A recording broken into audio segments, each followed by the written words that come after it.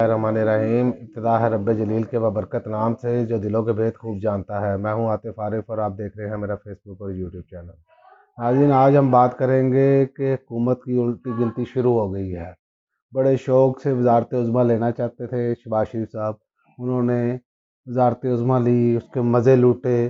पाकिस्तान की तारीख की भारी भरकम कबीना जो है वो उन्होंने साथ रखी और खूब इंजॉय किया। लेकिन अब इनकी वापसी का मामला जो है वो शुरू होता नज़र आ रहा है।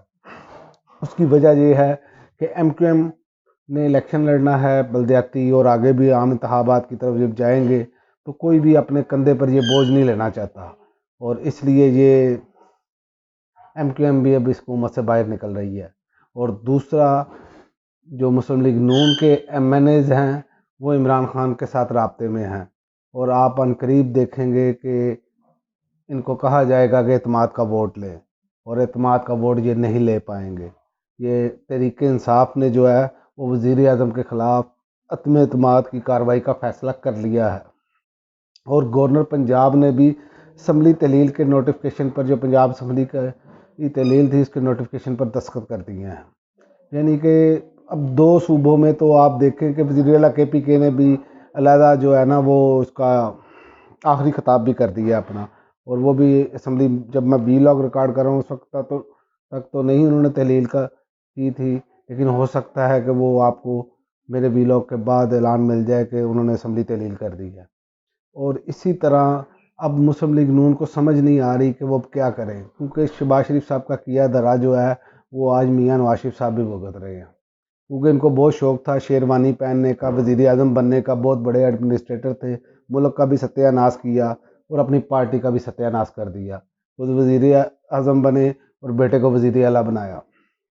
चूँकि ये इनके दिमाग में मुगलिया ख़ानदान है, और ये मियाँ साहब आते हैं तो वो चाहते हैं कि मैं हूँ या मेरी बेटी हो। तो शहबाज शरीफ चाहते हैं, क्योंकि ये चाहते हैं कि शरीफ ख़ानदान से बाहर ये मामला ना जाएं, इसीलिए इन्होंने पार्टी का भी सत्यानाश कर दिया। बहुत अच्छे लोग भी हैं पार्टी में, और इन जैसे लोग भी हैं जो खाओ पियो मौज उड़ाओ के फार्मूले पर अमल दरामद करते हैं। तो मियाँ साहब को इन्होंने मशवरा दिया कि मियाँ साहब आप वतन वापस आ जाएं।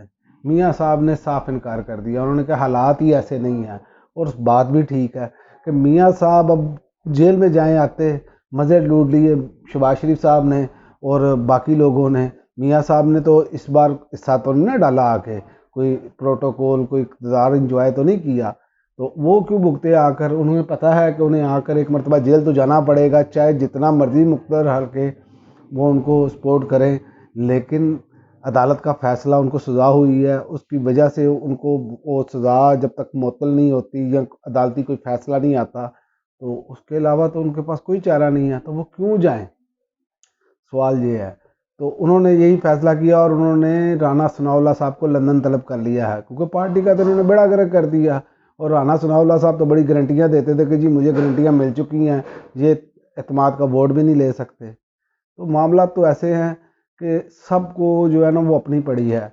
और दूसरी बात ये है कि ये अवाम में जाने के लिए भी तैयार नहीं है। उसकी वजह है कि अवाम बैठी है इनका इस्तकबाल करने के लिए।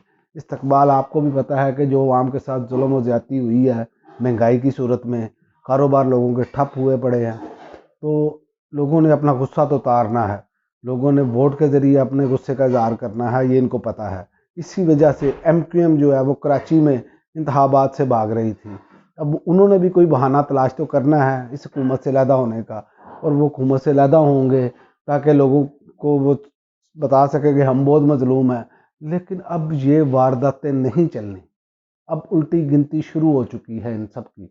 जो लोग इक़्तिदार में इनके साथ चिमटे थे, उन्होंने ये मज़े जो लूटे हैं उसका खमियाजा भी भुगतना है। और रही बात पीपल्स पार्टी की, तो पीपल्स पार्टी इस टाइम तो शायद बल्दियाती इलेक्शन में कुछ सीटें ले जाए, चूँकि उनकी हुकूमत है और वो बैठे धांधली का पूरा मंसूबा बनाए बैठे हैं बल्दियाती इलेक्शन में।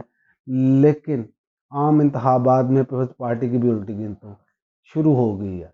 और ये मैं आपको बता दूं, ये तमाम जो जमातें हुकूमत में बैठी थी, इन्होंने अपना बेड़ा गर्क तो कर लिया है, लेकिन उन्होंने साथ साथ मुल्क का भी सत्यानाश कर दिया है। आलमी इदारे रिपोर्ट दे रहे हैं। अब फिर आज मैं देख रहा था एक्सप्रेस न्यूज़ की वेबसाइट पर कि जो है वो पाकिस्तान को डिफ़ॉल्ट होने का ख़तरा है। 10 बड़े ख़तरात उन्होंने बताए हैं, इस पर फिर किसी दिन वीलॉग करूँगा।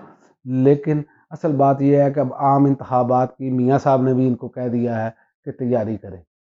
अब इनके पास चारा नहीं है। अगर एतमाद का वोट ले भी लेते हैं तो अगर ये जनरल इलेक्शन की तरफ जाएं तो शायद इनको फ़ायदा हो जाए क्योंकि सूलतकारी मिल सके। लेकिन अगर KPK और पंजाब में हुकूमत बना ली तहरीक इंसाफ ने तो ये इनके लिए बहुत मुश्किल हो जाएगा। उसकी वजह है कि जब ये असम्बलियाँ आएंगी तो ये 5 साल के लिए आएंगी, तो फिर आम इंतखाबात में तो इनका बिल्कुल ही सत्यानाश हो जाएगा।